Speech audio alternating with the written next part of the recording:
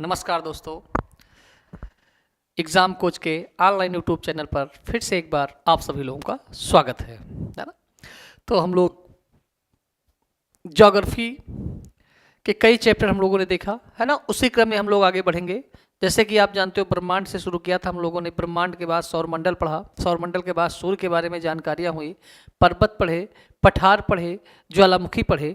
उसी क्रम में हमें अभी झील के बारे में पढ़ना है ना। झील क्या होती है? देखो, झील से परिभाषा और भाषा आपके पेपर में नहीं पूछता है। आपसे झील से जो पूछता है वो केवल फैक्चुअल क्वेश्चन। जैसे आपसे पूछा कि सबसे बड़ी झील, छोटी झील, मीठी झील, खारे पानी की झील, कौन सी झील कहाँ स्थित है, इस सब के बारे में ये सब पूछता है आपसे, ठीक है। लेकिन अब हमें पढ़ना है, पूरी तैयारी करना है, अच्छे से तैयारी करना है, तो हमें सीरियल से पूरा पढ़ना पड़ेगा, ठीक। तो आपके स्क्रीन पर दिखाई दे रहा होगा झील, है ना। और आपका दायित्व है कि अगर आप किसी चैनल से कुछ पाते हैं तो आपको सब्सक्राइब और शेयर करना चाहिए, है ना, जिससे और लोग भी जुड़े, इससे आपका भी फायदा हो और हमारा भी हो, ठीक है। तो झील के बारे में हम लोग पढ़ेंगे। झील के बारे में पढ़ेंगे भाई। देखते हैं झील क्या है।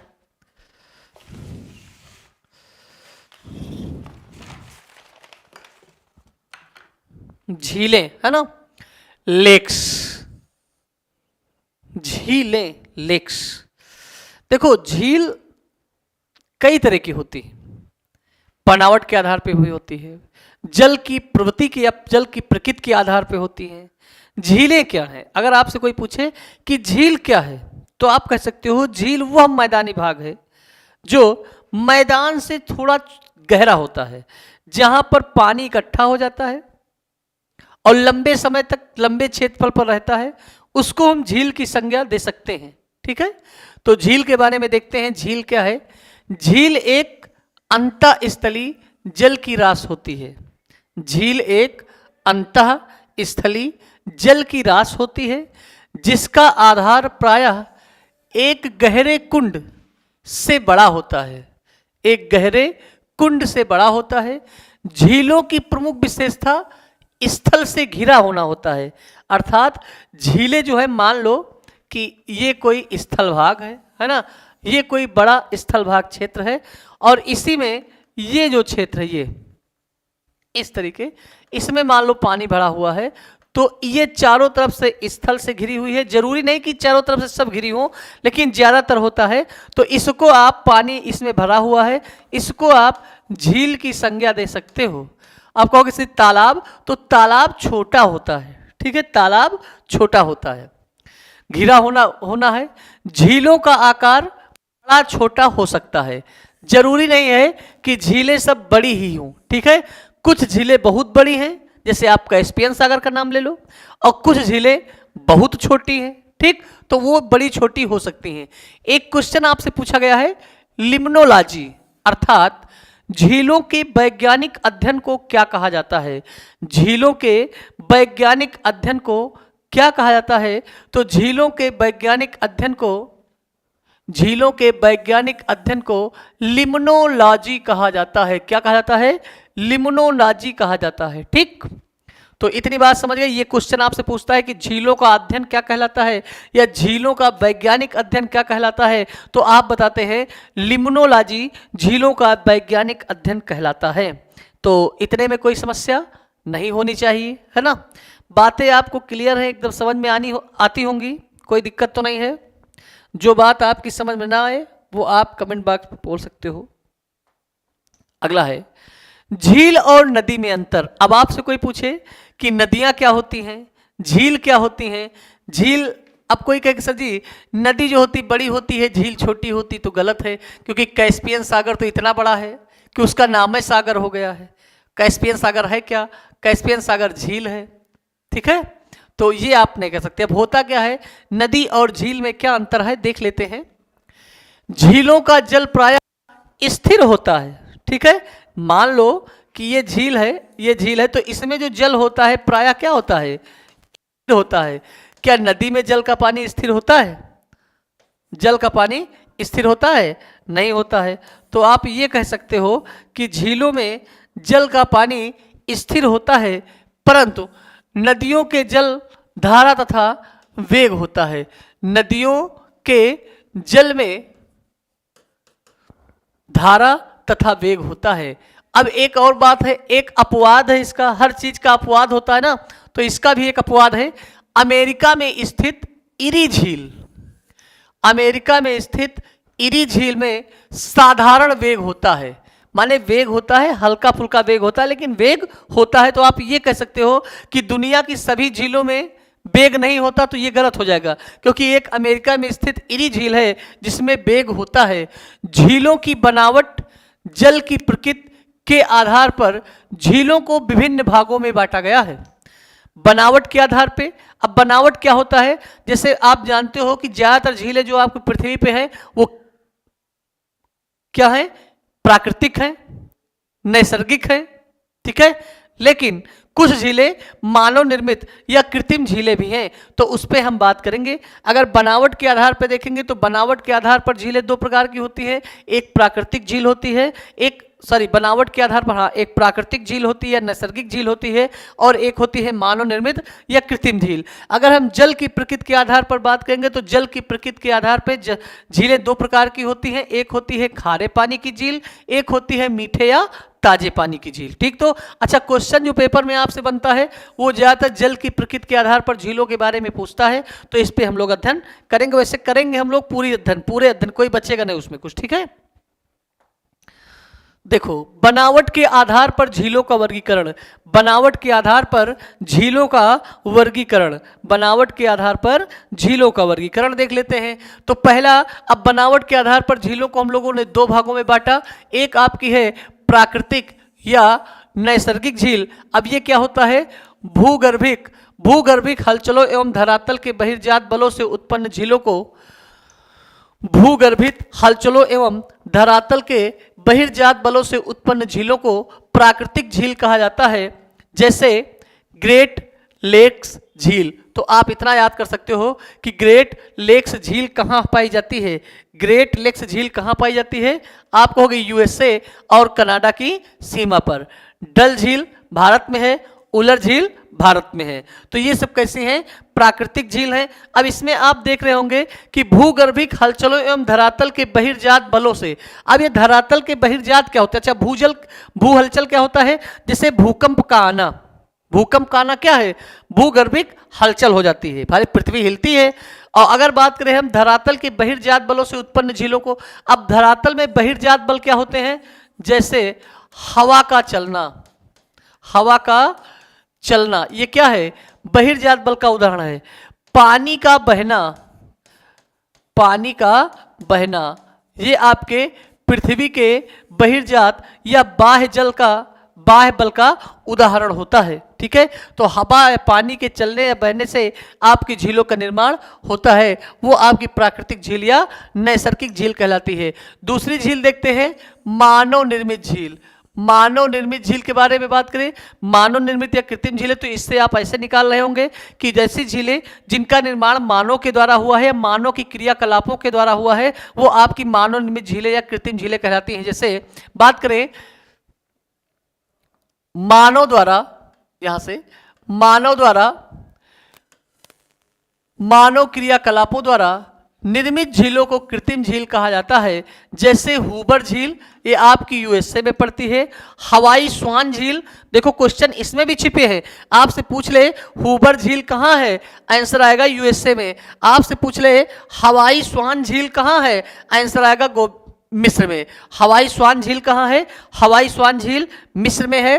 अगली झील है भारत की जो बहुत प्रसिद्ध है, गोविंद सागर झील। पेपर में आता है कि गोविंद सागर झील कहाँ स्थित है, तो गोविंद सागर झील पंजाब में है।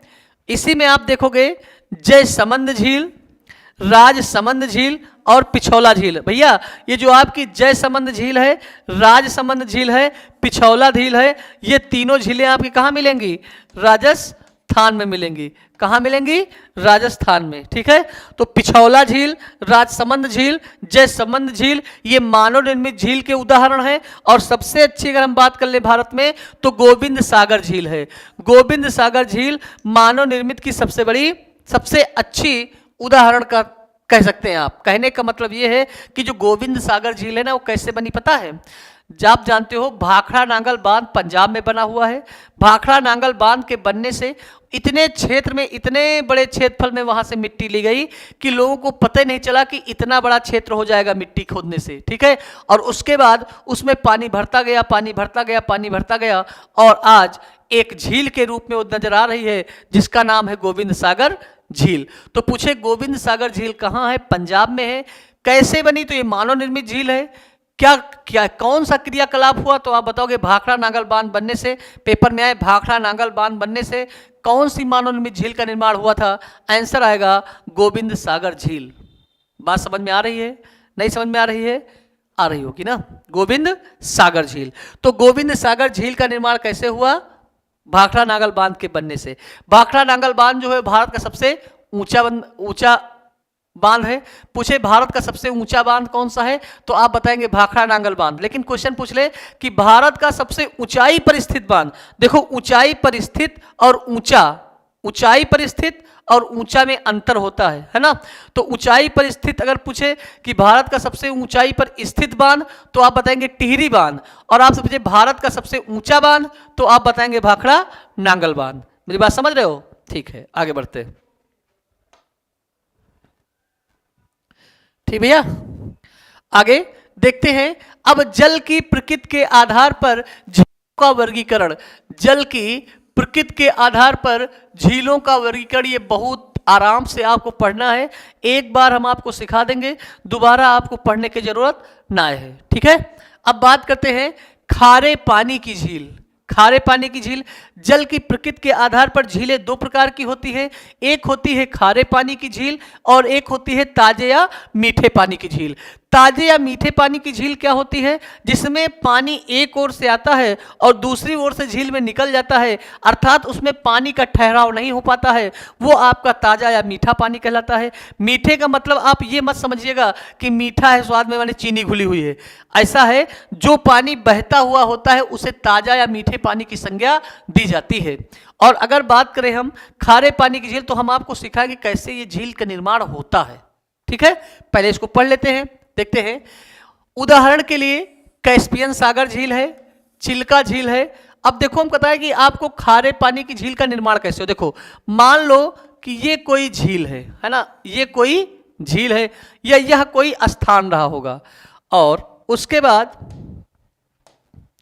आप देखना, ठीक, कि यहां से कोई नदी बह रही। मान लो कि यहां से कोई नदी बह रही है, ऐसे, ठीक, यहां से कोई नदी बह रही है, ठीक।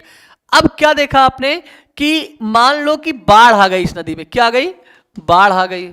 हम खारे पानी वाली बता रहे हैं झील, कि खारे पानी झील का निर्माण कैसे होता है, ठीक। बाढ़ आ गई। अब ये जो यहाँ पे धरातल है ना, ये धरातल, झील और नदी के बीच में कोई क्षेत्र है, पानी आराम से बह रहा है, लेकिन बाढ़ आई तो जो ये नदी का पानी जो बह रहा है ना, ये बह तो रहा है लेकिन इसमें बहुत ज्यादा हो गया, और पानी जी धीरे धीरे क्या है, इस क्षेत्र को पार करते करते इस झील में पहुंच गया, ठीक, इस झील में पहुंच गया। और आप जानते हो कि जल, जो नदी में जल है, वो अपने साथ में मिट्टी बहा के लाता है, और मिट्टी भी दो प्रकार की होती है, एक होती है क्षारीय और एक होती है अम्लीय। क्या होती है? एक होती है क्षारीय और एक होती है अम्लीय।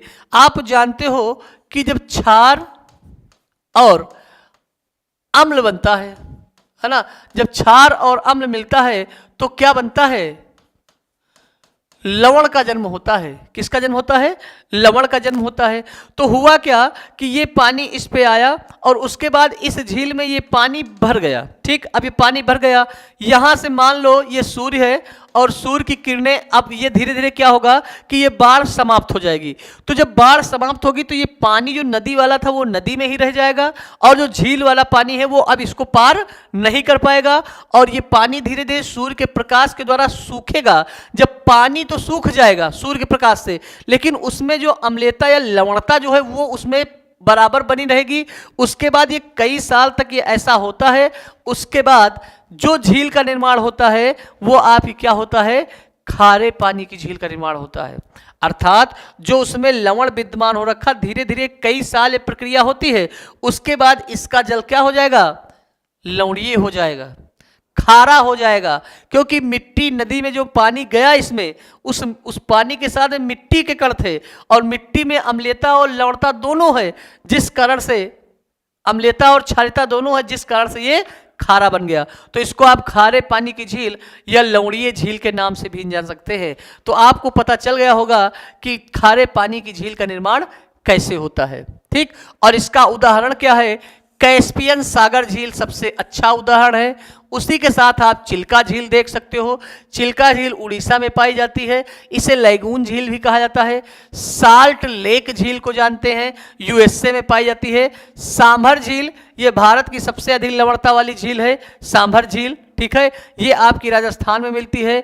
लेकवान झील, लेकवान झील जो है ये आपकी तुर्की में मिलती है। कौन सी झील, लेकवान झील, लेकवान झील कहाँ है, तुर्की में। तो इस प्रकार से जो आपने देखा खारे पानी वाली, ये क्या कहते हैं, खारे पानी वाली झील का निर्माण हो गया। अच्छा, अब देखो मीठे पानी की झील का निर्माण कैसे होता है। जैसे हम बात करें मीठे पानी की झील, मीठे पानी की झील, ठीक। अब मीठे पानी की झील का निर्माण कैसे होता है। आप देखो कि यहां से कोई मान लो नदी बह रही है, क्या बह रही है, कोई नदी बह रही है, यहां से नदी बह रही है। ये मान लो ये एक ऐसा क्षेत्र है झील वाला, ठीक, और यहां से नदी बह रही है, नदी बह रही है। नदी से मान लो कोई एक धारा फूटी और इधर चली गई, है ना, कोई एक धारा इसकी फूटी और ये कहां चली गई,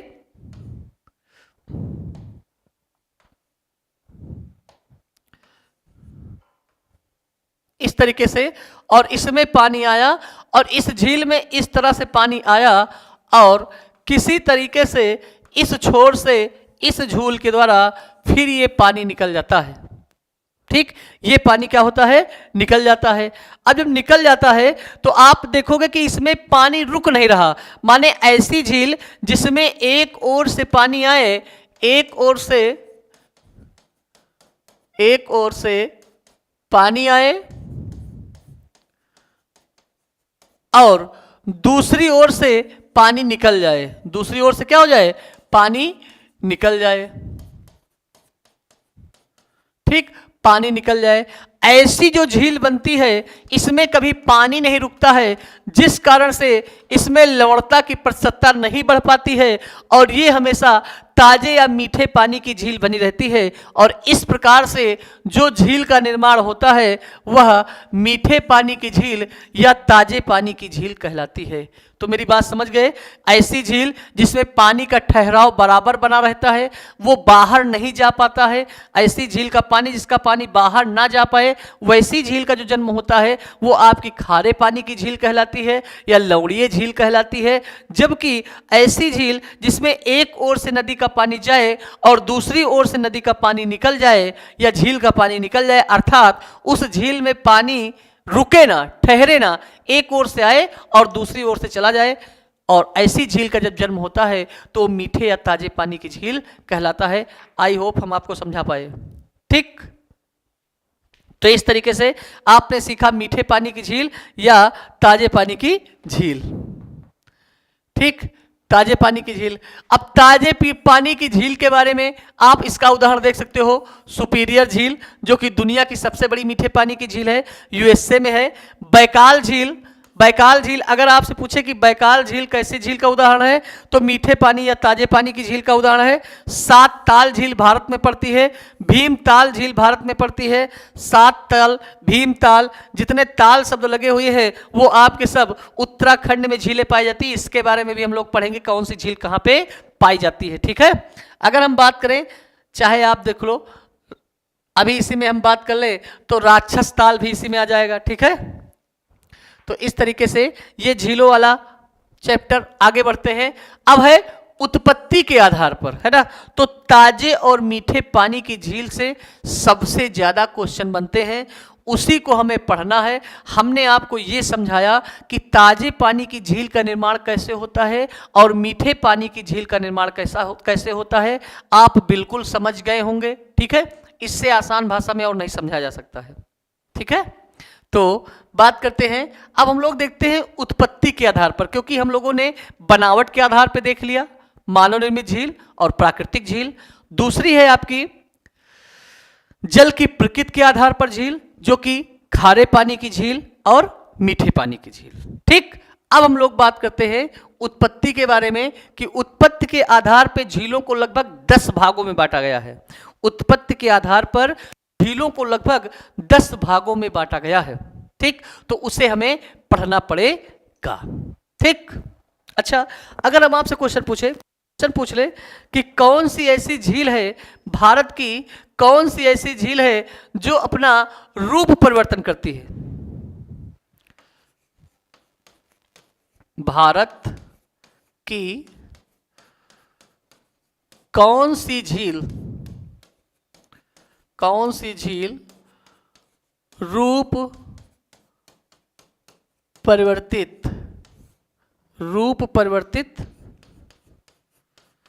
करती है? बताओ भाई, भारत की कौन सी झील रूप परिवर्तित करने वाली झील है? इसका आंसर दो। इसी झील को हम लोग रहस्यमयी झील भी बोलते हैं। अब तो आंसर आ गया होगा, रहस्यमयी झील किसे कहते हैं? तो आप बताओगे रूपकुंड झील को। किसको? रूपकुंड झील को। रूपकुंड झील को रहस्यमयी झील के नाम से जाना जाता है। ठीक है, तो अब देखते हैं हम लोग उत्पत्ति के आधार पर।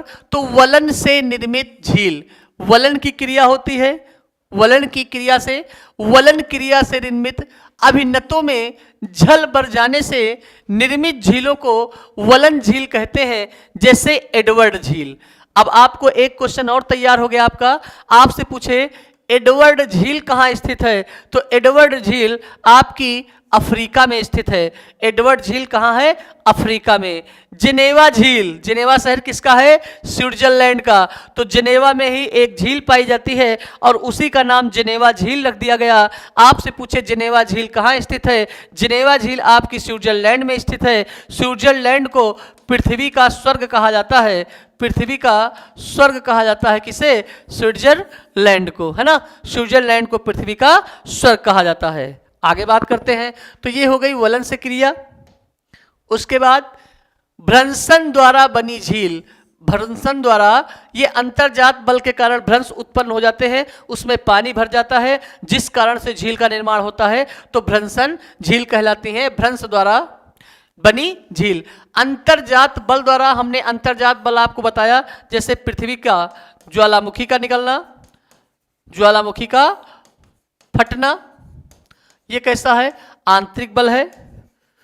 भूकंप का आना, है ना, भूकंप का आना, ये सब क्या है? पृथ्वी की आंतरिक शक्तियों के कारण है। आपसे क्वेश्चन पूछा जाए पृथ्वी की आंतरिक शक्ति में ज्यादा शक्ति होती है कि बाह्य बल में ज्यादा शक्ति होती है? तो आप बताओगे आंतरिक में, क्योंकि ज्वालामुखी और भूकंप बहुत तीव्र, बहुत भयानक होते हैं। भूकंप से बचा जा सकता है? भाग सकते हो? नहीं भाग सकते हो। हवा से बच सकते हो, तूफान से बच सकते हो, है ना, बाढ़ से बच सकते हो, लेकिन भूकंप आता है तो भाग नहीं सकते हो। ठीक, तो आप देखो अंतर्जात बल द्वारा उत्पन्न क्षैतिज संचालन के कारण भूपटल में अनेक विभंग तथा दरारें बन जाती हैं। मान लो दरारें बन गई ऐसे, ये दरारें हैं और ये धरातल है मान लो, ठीक, ये, और इसमें धीरे धीरे पानी भर जाए तो यहाँ पे कैसी झील का निर्माण हो जाएगा? भ्रंशन झील का निर्माण होगा, जिसमें जल भर जाने से झीलों का निर्माण होता है। अनेक विभंग तथा दरार बन जाती हैं, जिसमें जल भर जाने से झीलों का निर्माण होता है। इस प्रकार की झील अधिक लंबी और सक्रिय होती हैं। इस प्रकार की झील क्या होती हैं? अधिक लंबी और सक्रिय होती हैं। इस तरह की झील के उदाहरण है सैन एंड्रियास तथा इसिकुल झील। अब आपसे पूछे सैन एंड्रियास और इसिकुल झील कहाँ स्थित है? आंसर आएगा अमेरिका में स्थित है। सैन एंड्रियास तथा इसिकुल झील कहाँ स्थित है? तो ये अमेरिका में स्थित है। अगला क्वेश्चन है दरार घाटी, रिफ्ट वैली, दरार घाटी झील। दरार घाटी झील टंगानिया, न्यासा, डेड सी इजराइल में। अच्छा, डेड सी जब लोग जानते हैं। मृत सागर झील कहाँ है? इजराइल में। ग्रेट साल्ट लेक उत्तरी अमेरिका में है आदि।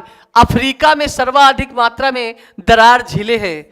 दरार झीलों से आपको सीधे उदाहरण दे दिया गया। दरार झीलें ऐसी झील जिनमें दरार पड़ जाती है, उसमें भी झील का जन्म हो जाता है, पानी भर जाता है, वैसी झीलें रिफ्ट वैली झील कहलाती हैं। जैसे टंगानिया, न्यासा। आपसे पूछे टंगानिया झील कहाँ? अफ्रीका। न्यासा झील कहाँ? अफ्रीका। डेड सी कहाँ, जिसे मृत सागर बोलते हैं? इजराइल। ग्रेट साल्ट लेक कहाँ है? उत्तरी अमेरिका। अफ्रीका में सर्वाधिक मात्रा में दरार झीलें पाई जाती हैं। यह क्वेश्चन याद रखना, आपसे पूछे कि दुनिया में सबसे ज्यादा दरार झीलें कहाँ हैं? दुनिया में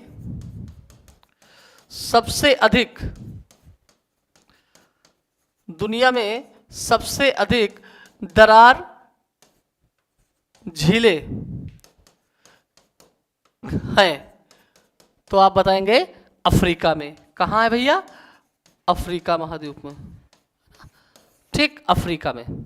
तो दरार झीलें सबसे कहाँ है? दुनिया में सबसे अधिक दरार झीलें हैं अफ्रीका महाद्वीप में। आगे क्रेटर झील। ये क्रेटर क्या होता है? क्रेटर क्या होता है?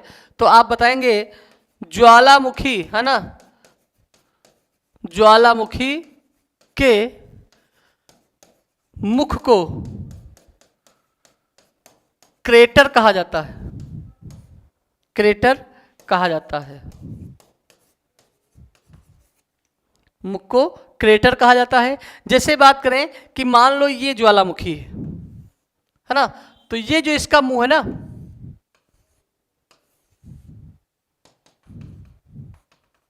ये वाला, इसको क्या बोलते हैं? क्रेटर बोला जाता है। क्या बोलते हैं इसको? क्रेटर बोलते हैं। यही जब ज्वालामुखी का मुंह बहुत बड़ा हो जाता है तो इसी क्रेटर को क्या कह देते हैं? काल्डेरा कहा जाता है। क्या कहते हैं? काल्डेरा। जब क्रेटर का आकार बड़ा हो जाता है या ज्वालामुखी के मुंह का आकार बड़ा हो जाता है तो उसे काल्डेरा कहा जाता है। पेपर में पूछा जाता है काल्डेरा का संबंध किससे है? ऑप्शन होगा पर्वत, पहाड़, नदी, ज्वालामुखी। तो काल्डेरा का संबंध किससे है? ज्वालामुखी से है। किससे है? ज्वालामुखी से है। तो क्या है क्रेटर झील? ज्वालामुखी के शांत होने पर उनके मुख में वर्षा का जल भर जाता है। अब जैसे मान लो कि ये धीरे धीरे इसका क्षेत्र इसको घेर लिया है ना, इस क्षेत्र को ऐसे घेर लिया। जब यहाँ पे मान लो वर्षा हुई तो जितना पानी है वो इसमें आएगा, जितना पानी है वो इसमें पैदा हो जाएगा, और पानी पैदा होने के बाद यहाँ झील बन जाती है। और ऐसी झील कैसी झील कहलाती है? क्रेटर झील कहलाती है। ठीक भाई, कैसी झील कहलाती है? क्रेटर झील कहलाती है। तो वर्षा जल से भरने के बाद क्रेटर झील का निर्माण होता है। अमेरिका के अरिगोन राज्य की क्रेटर झील इसका प्रमुख उदाहरण है। अन्य उदाहरण है विक्टोरिया झील, अफ्रीका महाद्वीप में है। टिटिकाका झील एंडीज पर्वतमाला पे है, और लोनार झील भारत में स्थित है। तो चाहे आप टिटिकाका झील बताओ, चाहे आप विक्टोरिया झील बताओ, चाहे आप लोनार झील बताओ, ये तीनों झीलें जो हैं ये क्रेटर झील का उदाहरण हैं। पेपर में आए निम्नलिखित में से कौन सी क्रेटर झील का उदाहरण नहीं है? तो ये तीन याद रखोगे। विक्टोरिया झील जो है क्रेटर झील का उदाहरण है, टिटिकाका झील किसका उदाहरण है? इसका क्रेटर झील का। और लोनार झील किसका उदाहरण है? क्रेटर झील का। ठीक है, लोनार कहाँ पड़ती है? लोनार महाराष्ट्र में है। ठीक है, लोनार महाराष्ट्र के बुल्डाना जिले में है। उसको उल्कापिंड निर्मित झील भी बोला जाता है। इसको उल्कापिंड निर्मित झील भी बोला जाता है। ठीक, तो आप समझ गए। जैसा विक्टोरिया झील से अगर बात करें तो विक्टोरिया झील से कौन सी नदी निकलती है? विक्टोरिया झील से भारत दुनिया की सबसे लंबी नदी कौन निकलती है? नील नदी निकलती है ना। विक्टोरिया झील से नील नदी निकलती है। टिटिकाका झील का क्या क्या क्या विशेषता है भाई? तो टिटिकाका जो झील है वो दुनिया की सबसे ऊंची नौकागम्य झील है। ठीक है, नौकागम्य का मतलब होता है जिसमें नाव चलाई जाती हो, उसे नौकागम्य झील बोला जाता है। वैसे तो दुनिया की सबसे ऊंची झील कौन सी है? टिसी सीकरू, जो कि तिब्बत में। इसको आगे पढ़ेंगे अभी। ठीक है, और लोनार झील आप भारत में जान ही रहे। एंडीज पर्वत की बात करें तो एंडीज पर्वत दुनिया का सबसे लंबा पर्वतमाला है। इसकी लंबाई कितनी है? तो आप बताएंगे 7200 किलोमीटर है। ठीक भैया, आगे बात करते हैं हिमोड़ द्वारा निर्मित झील। हिमोड़, हिम बर्फ माने हिमोड़, बर्फों का, ठीक है। हिमोड़ के निचले भागों में जल भर जाने से झीलों का निर्माण हो जाता है। हिमोड़ के निचले भागों में मान लो कि ऊपर जो है ये आपके हिमोड़ माने बर्फ जमा है, ठीक है, ऊपर आपकी बर्फ जमा है और नीचे आपकी पानी भरा हुआ है। ऐसी झीलों को हिमोड़ द्वारा निर्मित झील कहा जाता है। आप जानते हो कि पूछा जाता है पेपर में कि पानी के ऊपर बर्फ जमा होने के बावजूद भी मछलियां अंदर जमा होती हैं और मरती नहीं हैं, तो इसी प्रकार की झील में मछलियां रहती हैं। समझ रहे हो? मछलियां क्यों नहीं मरती हैं? क्योंकि ऊपर तो पानी जम जाता है लेकिन पानी नीचे नहीं जमता है और पानी में ऑक्सीजन होती है, आराम से मछलियां जीवित रहती हैं। तो ऐसी झीलों का जो निर्माण होता है हिमोड़ द्वारा, हिमोड़ के निचले भागों में जल भर जाने से झीलों का निर्माण हो जाता है, जैसे विनिपेग, ग्रेट बियर लेक, ओकानागार, गुटेने, ऐसे झील ब्रिटिश कोलंबिया में पाई जाती हैं। ये झीलें कहाँ हैं? ये तो आपकी ओकानगार कुटेने झील कहाँ है? ये आपकी ब्रिटिश कोलंबिया है। अच्छा, जो एक कोलंबिया है ना, कोलंबिया, ये दुनिया में जैव विविधता में कौन सा स्थान रखता है? जैव विविधता में दूसरा स्थान रखता है। कौन सा? दूसरा स्थान रखता है। तो आपसे पूछे कि दुनिया में सबसे ज़्यादा जैव विविधता कहाँ पाई जाती है, तो दुनिया में सबसे ज़्यादा जैव विविधता पाई जाती है ब्राज़ील में। लेकिन आपसे पूछे दूसरा जैव विविधता कहाँ पाया जाता है, तो दूसरा सबसे अधिक जैव विविधता वाला देश आपका कोलंबिया है ना। दूसरा कौन सा है? कोलंबिया है। तीसरा कौन सा है? इंडोनेशिया है। चौथा कौन सा है? चीन है। और पांचवा कौन है? मैक्सिको। तो जैव विविधता के मामले में दुनिया के 5 टॉप देश, पहले स्थान पे ब्राजील, दूसरे पे कोलंबिया, तीसरे पे इंडोनेशिया, चौथे पे चीन और पांचवे पर मैक्सिको है। ठीक, भारत का स्थान कौन सा है? जैव विविधता में भारत का स्थान कौन सा है? तो जैव विविधता में भारत का स्थान आपका है कौन सा? 8वां स्थान जैव विविधता में, है ना। इतना तो समझ रहे हो? ठीक, तो ये हो गई हिमोड़ द्वारा निर्मित झील। आगे बात करते हैं गोखुर झील। गोखुर का मतलब क्या होता है भाई?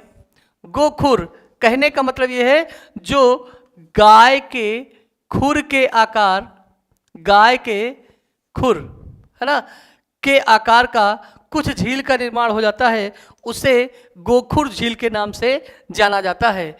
ऑक्स बॉ लेक। मैदान में प्रवेश के समय प्रौढ़ा अवस्था में नदियां अपने क्षैतिज अपर्दन के कारण बड़े बड़े मोड़ों से होकर प्रवाहित होती हैं। इन मोड़ों को नदी विसर्ग कहा जाता है, मेन डर कहा जाता है। क्या कहते हैं? मेन डर कहा जाता है। इन विसर्पों में जल भर जाने से गोखुर झीलों का निर्माण होता है। किसका? गोखुर झीलों का निर्माण होता है। अब इसका उदाहरण क्या है? जैसे उत्तर भारत की झीलें मैदानी भाग में, इस प्रकार की झीलें चापाकार झील भी कही जाती हैं। इसको याद रखना कि कौन सी झीलों को चापाकार झील के नाम से जाना जाता है। तो गोखुर झील को चापा मतलब चाप लगाए, ठीक, ऐसे मान लो, इस तरीके से, ठीक है। इस तरीके से कुछ झील का निर्माण होता है, उसे चापाकार झील के नाम से जाना जाता है। उत्तर भारत की जो झीलें हैं, अर्थात जो मैदानी भागों में झीलें हैं, वो कुछ इसका उदाहरण होंगी। आपसे पूछे कि गोखुर झील भारत के प्रायः किस क्षेत्र में पाई जाएंगी, तो गोखुर झील भारत के प्रायः मैदानी भागों में पाई जाती हैं। अच्छा, पूछे दुनिया में कुल धरातल के कितने % भाग पर मैदानों का विस्तार पाया जाता है? ये आप कमेंट बॉक्स में आंसर दीजिएगा। दुनिया में सबसे ज़्यादा, या दुनिया में धरातल का जितना संपूर्ण पृथ्वी के कितने % भाग पर मैदानों का विस्तार पाया जाता है, कमेंट बॉक्स में आंसर दीजिएगा, ठीक है। तो अगर हम बात करें कि उत्तर भारत की जो झीलें हैं वो किस प्रकार की झीलें हैं, तो आप बताएंगे गोखुर झीलें हैं। कौन सी झीलें हैं? गोखुर झीलें हैं। आगे बढ़ते हैं, अगला है जलोढ़ पंख झील, एल्यूवियल फैन लेक। जलोढ़ पंख झील पर्वतों के पाद प्रदेशों में अच्छा, पर्वत के पाद प्रदेश क्या होते हैं? मान लो ये पर्वत है तो ये वाला क्षेत्र, ठीक है, ये मान लो ऐसे ये पर्वत है, ये वाला क्षेत्र, ये नीचे वाला, ठीक है, ये आजू बाजू। पर्वत के पाद प्रदेशों में नदियों के मंद गति के कारण, नदियों के मंद गति के कारण निक्षेपित जलोढ़ से उसका मार्ग अवरुद्ध हो जाने के कारण ऐसी झीलों का निर्माण होता है। ये झीलें अल्पकालिक एवं अस्थायी प्रकृति की होती हैं। बड़ा अच्छा क्वेश्चन है, पेपर पूछे कि कौन सी झीलें अल्पकालिक एवं अस्थायी होती हैं, तो आप बताएंगे जलोढ़ पंख झीलें जो होती हैं वो अल्पकालिक माने कम समय के लिए होते हैं, और अस्थायी होती हैं, उनका जन्म होता है और बिगड़ता बनता रहता है। ठीक, माने ऐसी झीलें बनती और बिगड़ती रहती हैं। अच्छा, एक शब्द लिखा है अवरुद्ध हो जाने का ऐसी, अच्छा इनमें नदियों की गति मंद हो जाती है। तो नदियों की गति क्यों मंद हो जाती है? क्योंकि इनको यहाँ पे ढाल नहीं मिलता है, इनको यहाँ पे ढाल नहीं मिलता है, इस कारण से नदियों का जो वेग है वो धीरे हो जाता है। कैसा हो जाता है? नदियों का वेग धीरे हो जाता है। ऐसी झीलों को जलोढ़ पंख झील कहा जाता है। जैसे आवेंस झील, आवेंस झील कहाँ है? ये आपकी कैलिफोर्निया में है। जैसे आवेंस झील, तो एक झील आपको और पता चला कि आवेंस झील कहाँ है, तो आवेंस झील आपकी कैलिफोर्निया में है।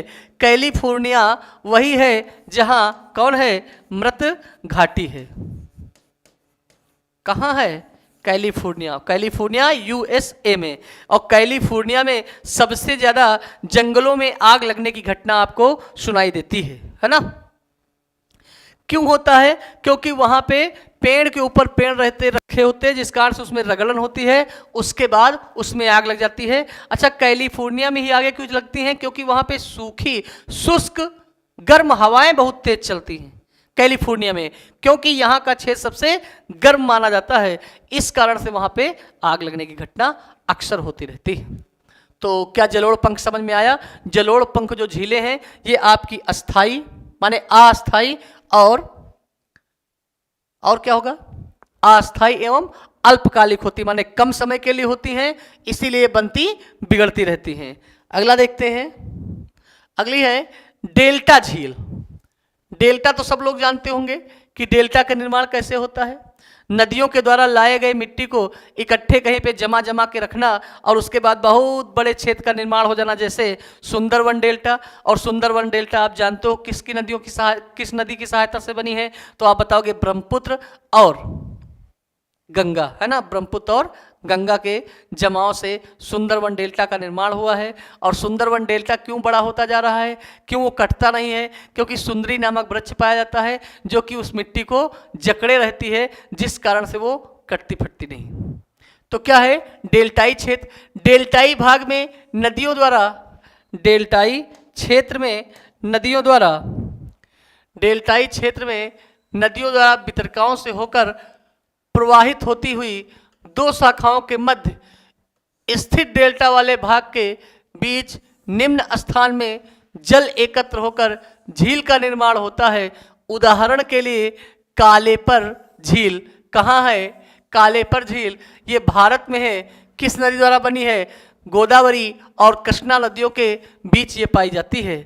तथा दूसरी लुसियाना में, ठीक, मिसिसिपी डेल्टा में निर्मित पेंचास्टिन झील, नील नदी की माहे झील एवं नाइजर नदी की मेरी गार्ड झील।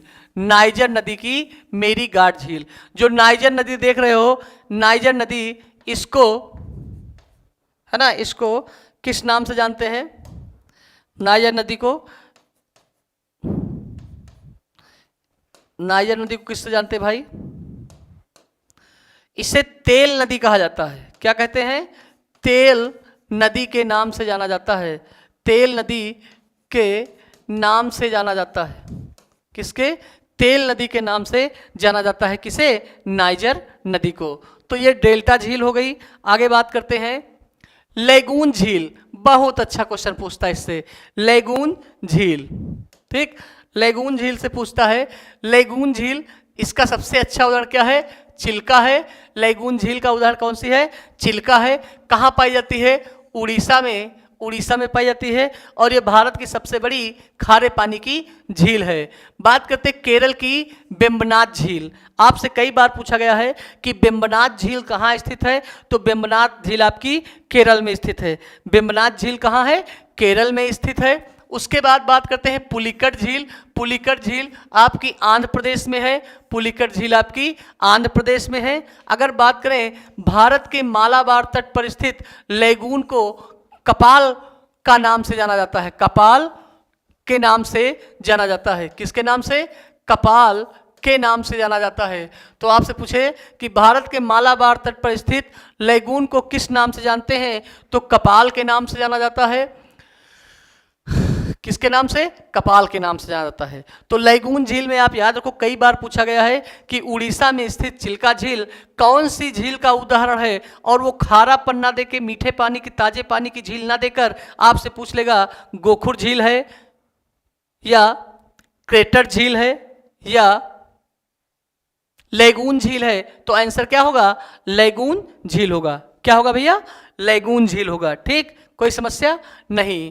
लास्ट में बात करते हैं हिमानी निर्मित झीलों। हिमानी निर्मित झील, हिमानी निर्मित झीलें। अब इन झीलों को जानते हो किसके नाम से जानते हैं? झील वाटिका के नाम से।